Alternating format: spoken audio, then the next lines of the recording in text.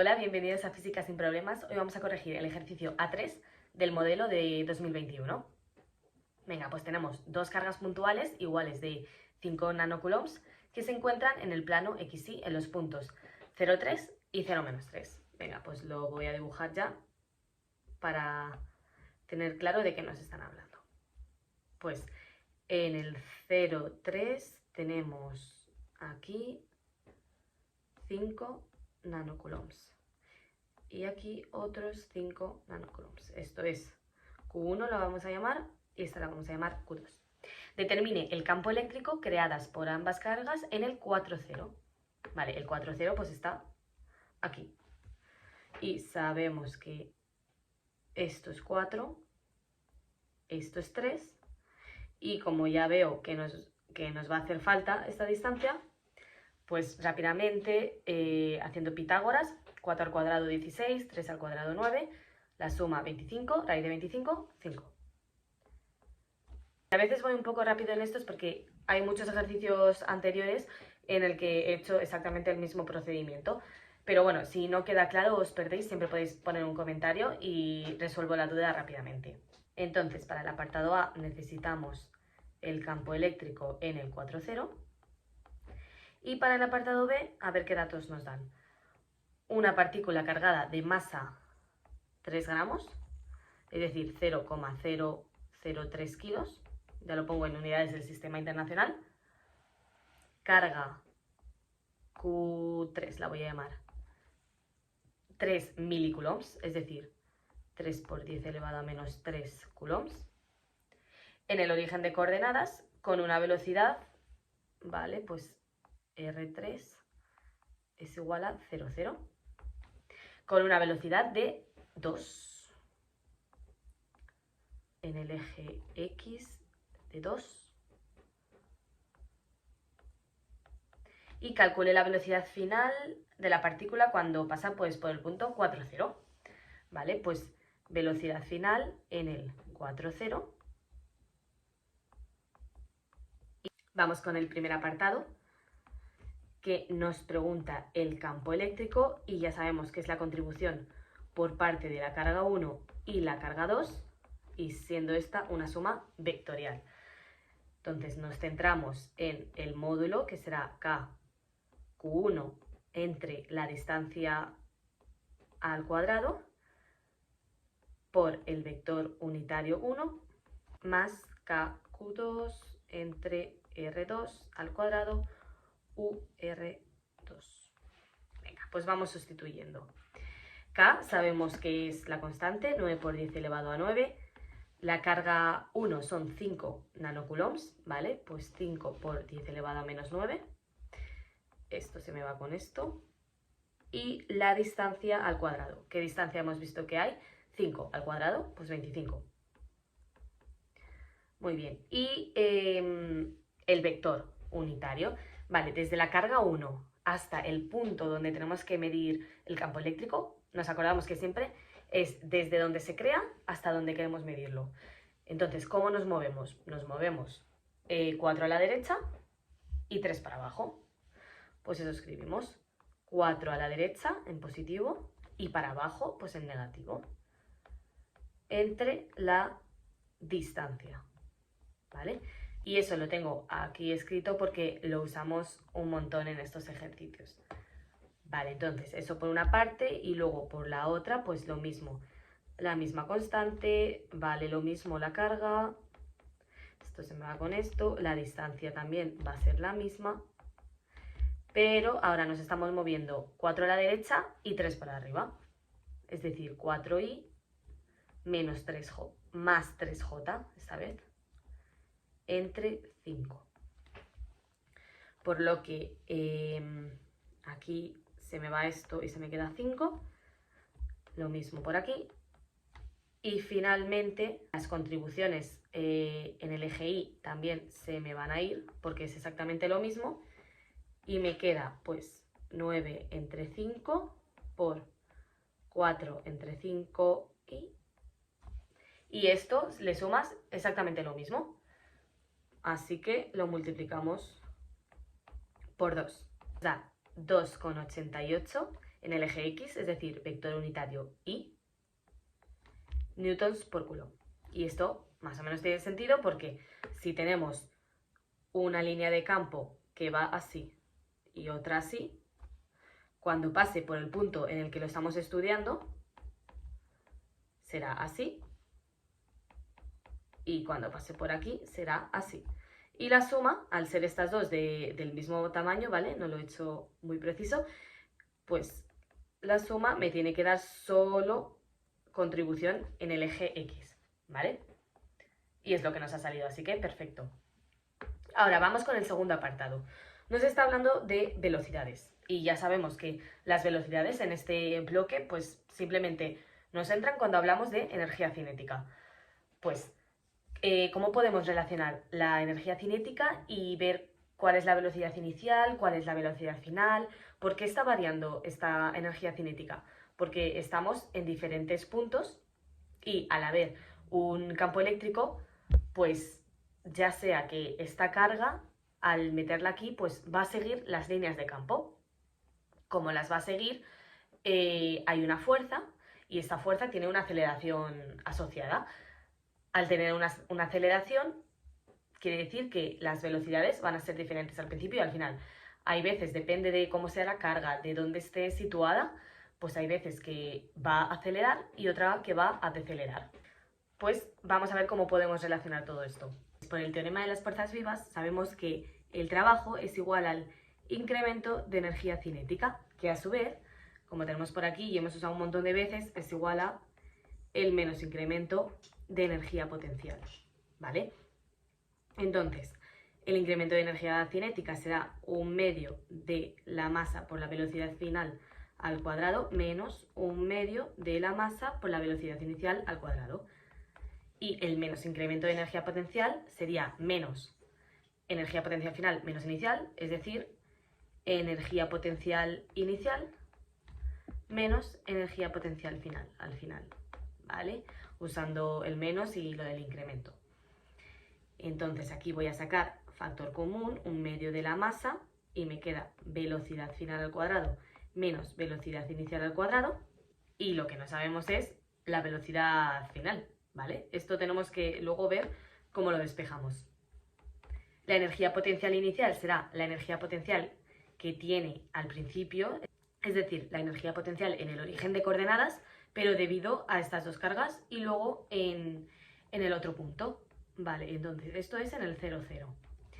Y esto en el 4, 0. Tenemos K, Q1, Q3, porque es la nueva carga, ¿vale?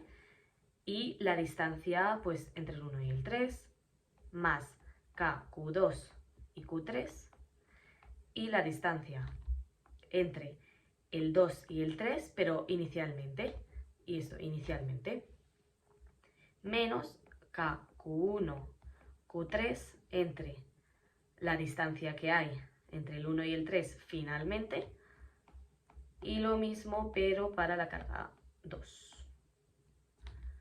R2, 3 finalmente. Venga, entonces vamos a ir viendo cada uno de estos valores cómo es. La K sabemos que es 9 por 10 elevado a 9.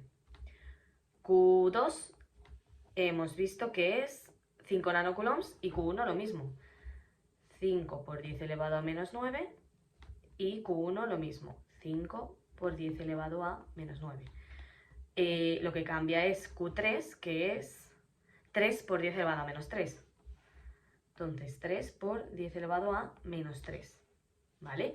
Y luego la distancia entre el 1 y el 3 al principio. La distancia entre el 1 y el 3 al principio será aquí. Y son 3. Luego la distancia entre el 2 y el 3 al principio también es 3, ¿vale? Porque es simétrico esto. Lo voy a apuntar para que no se nos olvide. Esto es 3, esto también es 3. Y al final la distancia entre la carga 1 y el punto final, ya hemos visto antes que eran 5. Pues lo pongo. Esto es 5 y esto también es 5. Para ver un poquito más fácil cómo se saca factor común, Donde ponga Q1 y Q2 voy a dejar solo Q porque es lo mismo, ¿vale? Es el mismo valor. Entonces, vemos que lo que se repite es la K, Q y Q3. Y luego lo que va variando pues es los denominadores, que es 1/3 más 1/3 menos 1/5 y menos 1/5. Muy bien, entonces como esto es 9 por 10 elevado a 9 por 5 por 10 elevado a menos 9, esto se me va. Luego le tengo que multiplicar la Q3, 3 por 10 elevado a menos 3. Y esto, pues la suma de 1/6 menos... Y esto, pues la suma de 2/3 menos 2/5. Y que finalmente me da 3,6 por 10 elevado a menos 2. Y esto tiene que ser igual a 1/2 de la masa, que es 0,003 kilos, ¿vale? Por la velocidad final al cuadrado, que no la sabemos, menos la velocidad inicial al cuadrado, que era 2 metros por segundo, si no me equivoco, y al cuadrado, es decir, 4. Vale, entonces lo primero, esto lo pasamos al otro lado, pues lo que está multiplicando pasa dividiendo y viceversa, y nos queda velocidad final al cuadrado menos 4 es igual a 3,6 por 10 elevado a menos 2, 0,003 está multiplicando, lo paso dividiendo y multiplico por 2. Luego la velocidad final, entonces tiene que ser la raíz de, paso esto sumando, y luego la raíz. Entonces 3,6 por 10 elevado a menos 2 entre 0,003 por 2 más 4. Y esto me da un valor final 5,3 metros por segundo. Para ver el valor vectorial, pues en este caso es más o menos sencillo porque solo con el dibujo se puede ver. Entonces tenemos la velocidad final aquí, que es 5,3 en el eje X metros por segundo. Vale, entonces, ¿cómo podemos ver que el vector se saca así de fácil? Esto también convendría escribirlo, ya que pues, la persona que está corrigiendo no sabe si te has tirado un triple o de verdad sabes que el vector tiene que ser así. Como estas dos cargas son exactamente lo mismo, pues en la línea que los une, como es una distribución simétrica, pues mira, por ejemplo, en este punto, pues tendrá una línea de campo así y luego esta otra línea exactamente igual, pero en esta otra dirección, que realmente luego la suma me va a pasar como cuando he calculado en el punto 4,0. ¿Y a dónde quiero llegar con esto? Pues vamos, que en todo el eje X, al estar a la misma distancia y la misma carga, pero justamente en esta disposición simétrica, pues la suma vectorial me va a dar contribuciones solo en el eje X, ¿vale? Lo único que la intensidad irá variando, ¿vale? Pero lo que sí sabemos es que van a ser todo flechitas en el eje X, así por decirlo de manera informal. Y por el otro lado, como aquí tenemos esta contribución y aquí tenemos esta otra contribución, pues los vectores me van a salir en el otro sentido, ¿vale? Así. Venga, muy bien. Y cuando esté justo aquí, pues realmente el vector, no hay vector, porque la suma vectorial de esto y esto te da 0. Así que si estamos en este punto y nos dan una velocidad inicial en el eje X, ¿vale? Este campo eléctrico, los campos eléctricos tienen asociada una fuerza eléctrica, ¿vale? Entonces, esta fuerza, si solo va a tener dirección en el eje X, la aceleración, ¿vale? Solo va a ser en el eje X, es decir, como la fuerza es igual a la masa por la aceleración, si esta fuerza solo es en el eje X, la aceleración igual. Así que si no hay una fuerza en el eje Y, no va a haber aceleración para el eje Y. Es decir, que si ha empezado solo moviéndose a lo largo del eje X, va a seguir así. Eso lo podemos ahora también razonar, ¿vale? Si empezamos aquí y con una velocidad para allá y las líneas de campo son para allá, pues entonces la fuerza también será para allá. Eso si tenemos una carga positiva. Si fuese una carga negativa, sería justamente lo contrario, ¿vale? Si tenemos aquí una carga positiva, ¿vale? Y unas líneas de campo hacia allá, es decir, la fuerza, que es el campo por la carga, positivo, vale, en este caso positivo y positivo, pues va a dar una fuerza total también positiva, es decir, que va a ir acelerando cada vez más nuestra carga 3 que hemos añadido. Vale, entonces, realmente nos tenemos que quedar con eso que, como solo hay fuerza en el eje X, pues la velocidad no va a variar en ninguna de sus otras direcciones, solo va a seguir por el eje X, ¿vale? Espero que haya quedado claro y si no, ya sabéis, podéis escribir cualquier comentario y hacerme llegar vuestras dudas porque estoy encantada de ayudaros. Un saludo.